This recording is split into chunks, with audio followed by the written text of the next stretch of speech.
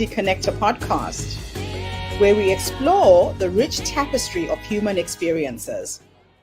I'm your host, Gertrude Mache, and I'd like to acknowledge the traditional custodians of the country on which we meet today.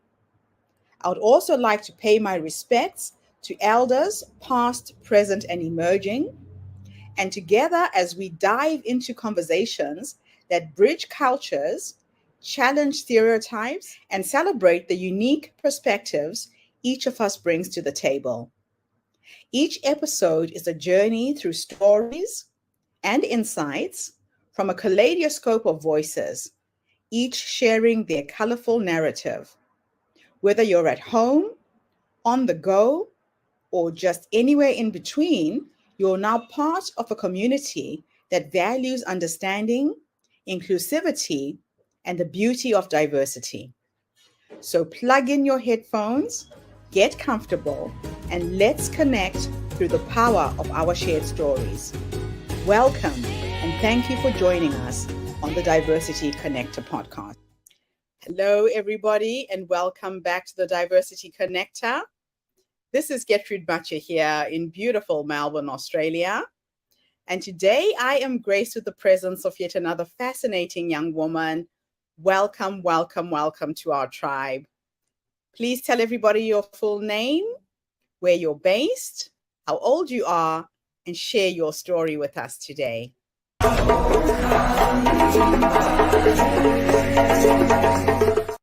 Hi, I'm Seohyun Baek. I am 22 years old. I am currently a third-year undergraduate student in University of Melbourne. I'm a Bachelor of Science student, and my major is biotechnology. So my love for science begins since I was very little. I've always been interested in watching different organisms, watching documentaries since I was like a very young kid. So I remember when I was little, I was playing in the playground, also with my friends, but I really enjoyed observing ants or like drawing animals like dolphins, or after school, after kindergarten, just hanging around the living room, watching penguin documentaries and dinosaurs.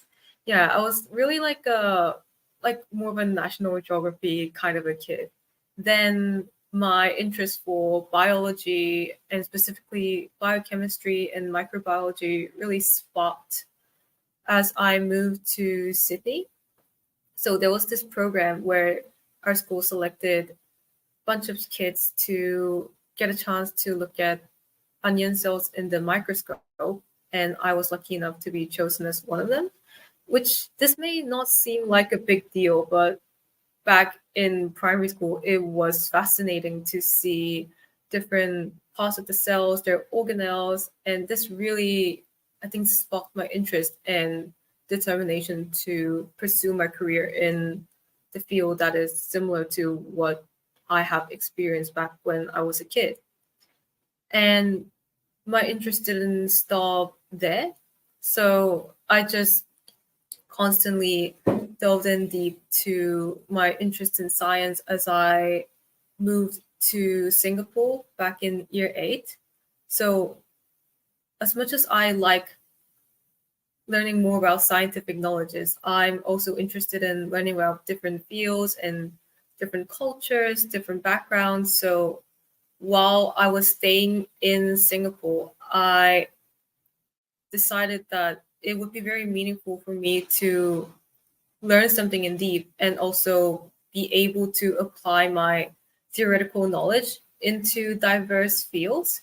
And that really drive me to choose my major as biotechnology in my uni, so that I would be able to equip the skills that I can, transfer my domain knowledge into different domains later in my career. So that is one of my visions and dreams as well after I graduate. Yeah. I'm really curious to know, what are the major things that you have learned so far that have really shaped your worldview in terms of where you're going after you qualify? What are your aspirations? What are your dreams?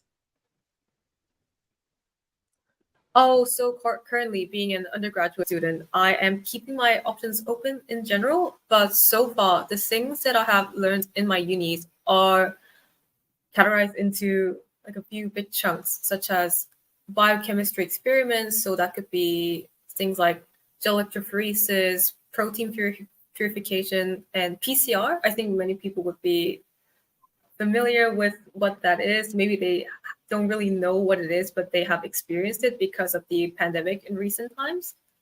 Or it could also, I also learned things like bioinformatics. More specifically, I learned how to utilize the databases and softwares that has to do with protein 3D model building or genetic sequencing, what kind of mutations it may have.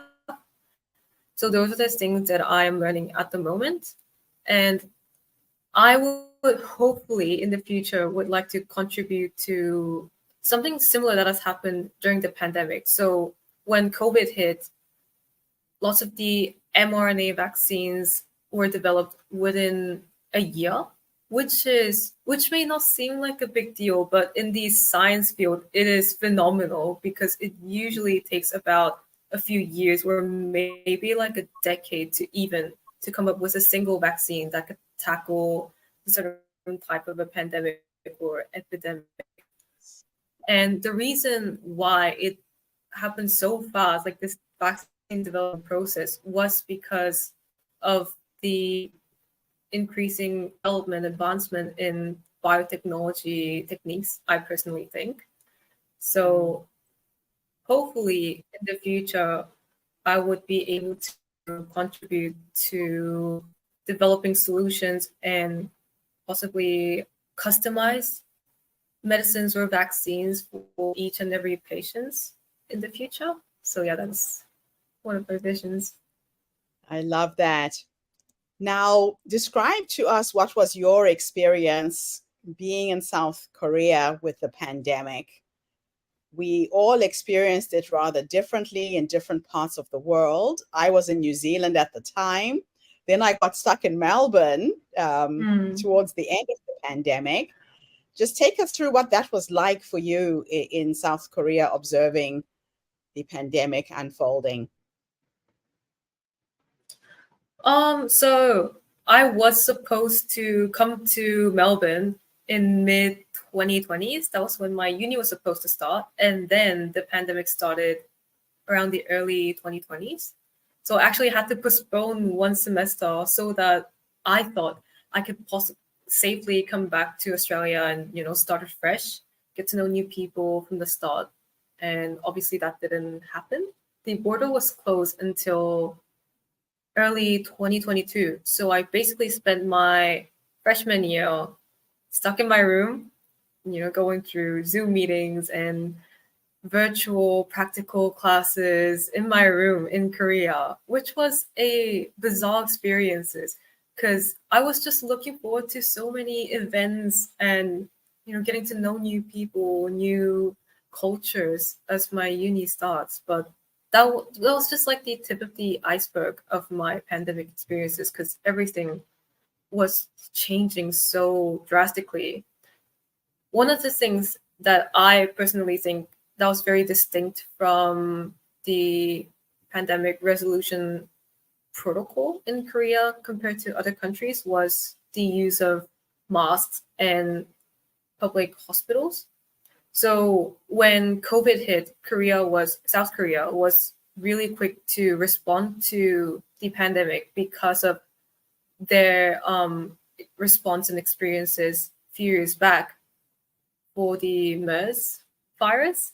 So what South Korea did to tackle or at least prevent the widespread of the virus was to dedicate a certain day of the week so that people can visit their local hospitals or pharmacies to get like a certain amount of masks once every week.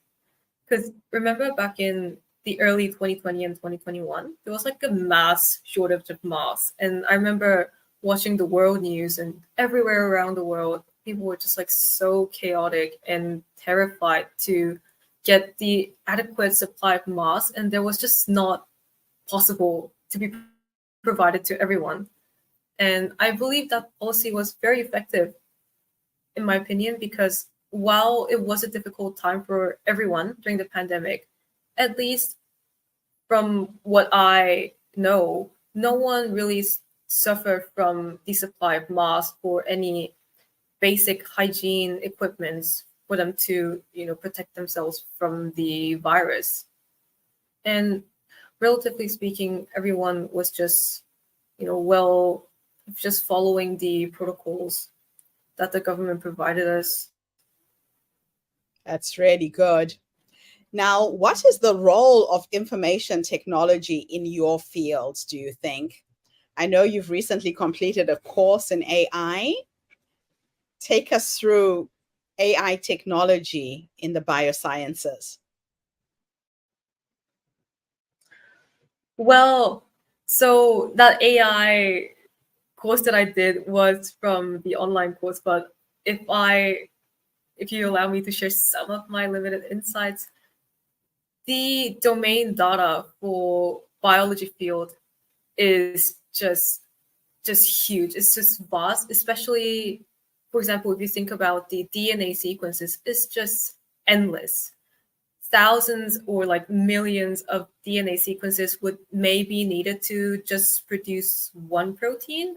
And within the same chromosome, just different zones could be needed to produce a certain thing that's possible. And it's just impossible for humans to calculate every single one of it because the combination is infinite and there's no way we can just categorize every single thing. And that's when information technology comes in handy. And that's why biotechnology or bioinformatics fields are just becoming a new trend these days because computation methods are just so useful in categorizing and also deducing the possible protein or genetic combinations as well as mutations for a certain like sequence pattern. And it's really helpful in producing things like vaccines. So one of the things that I mentioned earlier, mRNA vaccines for COVID-19 has benefited a lot using information technologies to find the possible match for the viral sequence of COVID-19 virus and coming up with the most optimum match of vaccines that can tackle it. Yeah, so information technology is projected to be really useful. Yeah, it's amazing how the technology is evolving as well. I know that there was a lot of collaboration between scientists during the pandemic across borders to, come up with the solutions. And that was one of the other reasons why things happened as quickly as they did. Now, let's talk a little bit about your experience being an immigrant here to Australia. Fortunately, there's a lot of students who are coming in from Asia, from Japan, from Korea, from China. Have you experienced anything so far where you felt like you were alone, you were a minority? Give us your experience as being a migrant to Australia. Um, so I think I can compare the two times I was in Australia when I was back in, when I was 9 year old, like a little kid who spoke little English back in 2009, and now being a uni student who is, I would say, quite fluent. I don't really have that problem speaking in English to anyone. And my two Yes. experiences are quite different. So back when I was little, K-pop wasn't a thing. YouTube wasn't a thing. So there was no way for both me and the locals here in Australia to get to experience different cultures and be aware of how different cultural backgrounds actually can be. So I Yes. remember people just asking me questions like, is Korea even a country? Like, where are you really from? And they wouldn't actually think that that is like a rude questions to ask. And I just remember like holding world maps around me and just like pointing to Korea, like this is where I'm from. Like you need to just learn.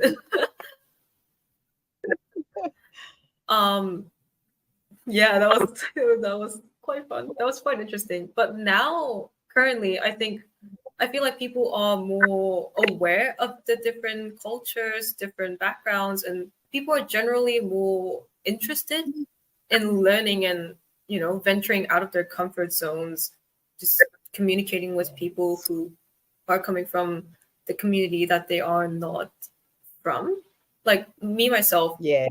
have lots of friends coming from countries that I haven't even visited or like heard of. And I just love like communicating and sharing insights of different, you know, cultural viewpoints and social issues. It's just so interesting. I think that's one of the quirks of being, you know, migrating in the other cultural community. Love it. So you've settled in really well, you've made lots of friends, and you plan to stay as long as you can to finish your degree. What will happen after your degree is finished? Are you going to try and work here in Australia, or are you planning to go back home? Well, I'm just discussing with my families whether to get a job in Korea or Australia. I think my options are open, and I feel like I need to explore both of them because you don't really know where the right opportunity would come about. But Yes. eventually, I would like to go out and explore living in different countries in the future because I've always been interested in learning about new cultures and learning about different things, and broadening my perspectives really makes me happy. And that's, I feel like that's one of the reasons that I'm, you know, can live in like, with fun and enjoyment. I love that. It is great to leave your own country and go to somewhere else. They say that your mind expands much, much wider when you travel than when you stay in one place. So, what were the quirks, the interesting things that kind of hit you when you first got to Australia? Where would you say you experienced your culture shock, so to speak? Give us a bit of that experience when you Well, when I compare first landed South in Korea and Mhm. Australia. Well, when I first arrived in Australia back when I was 9, everything was a cultural shock because back then, while, you know, being a documentary girl that I was, I didn't even know what a kangaroo was.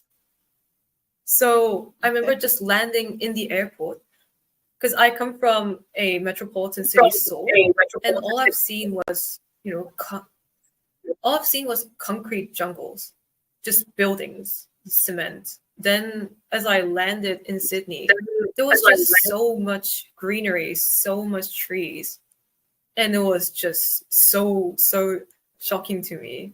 You know, natural environment may not seem like, you know, evoking a cultural shock to anyone, but it just seems like, you know, it just gives you an impression that you're not in your homeland anymore. You're in somewhere different, and you need to expect everything to be different.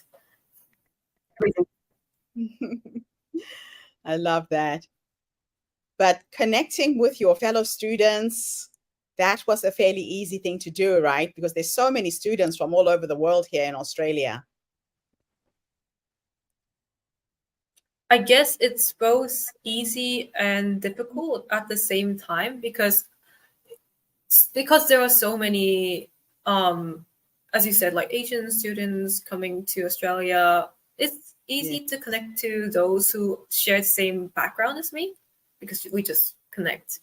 But if you are looking to build a connection with probably the locals or other immigrants but who are not from the same background as you, that could be quite challenging because you're not sure where to start. You're not really sure how to approach them because some of the gestures or like nuances may be different. So I Okay. guess, yeah. if you want to forge a bond with different people in Australia, I guess it's good to have a open mind and just talk to them, just spend a little bit more time and effort to get to know them, then you may find a really valuable connection, I think. I love that. Yeah, you're right. It would be easier to connect with people who come from a similar background, but it's a very diverse group of students who come into Australia on an annual basis. So you would really feel that the differences from the different cultures. So, what is the university doing to accommodate overseas students when you come? Were there any provisions? Did you see like you were being taken into consideration based on your background? Or were you just thrown into a pool with all the other students and just expected to cope? Well, in terms of like university events, I think uni has provided both events for bonding with students from your similar background and also getting to bond with people from diverse background as well. So university has a lot of societies and communities for a certain cultural background. For example, there's a Uni-Mel Korean society, I believe. I'm not part of it, but lots of Koreans just go there when they just join uni and just get to know a bunch of Korean people, and you can just feel the sense of home because it's just really challenging to separate from your parents and friends, leave your homeland. I think that's a really supportive um, event or like a community people can join. Or also, you can take advantage of the same society, but go to different societies, maybe Japanese or German, Spanish, anywhere, and just get to know people from that background and just immerse yourself in somewhere fresh and new. Then you'll get to learn something new. But in terms of like class lessons, while the teachers and tutors are really supportive of everyone coming from different backgrounds, they wouldn't really necessarily, try to make you bond with other people because that's a learning environment. And it's, I think, Yeah. up to the students to, venture out, get some courage, just talk to the classmates sitting next to you. So I guess from the events that the uni arrange, you can use the skills that you equip from there. Just be more confident in the classrooms, and you can make more friends. So, if I can take you back to when you started uni and you were green, you had no idea what was going to happen. If there is another student from overseas who's listening to this podcast, who's considering coming to Australia, what three nuggets of wisdom would you give them to make life easier when they finally get here? Mm, I would say join different communities. Go to the student webpage, and you would get to see like myriads of choices of different clubs and societies. Just find what you're interested in. It may not necessarily be related to your academics or your major. Just join one. You don't really have to pressure yourself to commit to one. Go there, just have fun, make new friends. That's my first, I guess, nuggets of knowledge. The second one is just talk to people. No one would judge you. No one would think that you're weird. Even if you're not that good in speaking English, I feel like communication depends on confidence. Just relaxing rather than how much grammar mistakes you make, how much vocab that you know. I don't even know that much vocab, and I'm pretty sure I make like dozens of grammatical mistakes every minute. I remember when I first came to Melbourne on my first month, I was making friends in the lift. Literally, I was like talking to people and be like, "Hi, do you want to be friends with me?" And it seems pretty weird, but I remember no one said no. Everyone was just interested in the fact that I was just talking to them, and people were just like, "Yeah, sure, I can be your friend. Like, we can. You're interesting." It's really easy to get to know people if you believe that it will be, if you believe in yourself, which kind of relates to my third tip is to believe in yourself. It seems so cliche to say that, but there would be some rocky times and there would be some, gloomy days. You may feel homesick. You may just want to give up everything and just go home. But I just want everyone to know that that's perfectly normal to feel that. I used to feel like if I'm discouraged by whatever that happens to me, I'm not doing good enough, especially because it was my decisions to go overseas and just get out of my comfort zone. But that's just a part of life. Facing challenges and enduring challenges is a part of life. And as long as you just know what you're doing, as long as you're doing maybe possibly even like the bare minimum of what you should be doing, I feel like that's enough. And while it may seem like you're not even gaining anything, maybe you didn't even make that many friends, or like your academic success is not that successful. At the end of the day, when you look back in retrospective, it's gonna be a meaningful time spending overseas. You're gonna be okay. I love that. That's some really good advice there. And I take it during your holidays, during your breaks, are you going back to Korea, or are you looking for intern type jobs? What do you do during the vacations?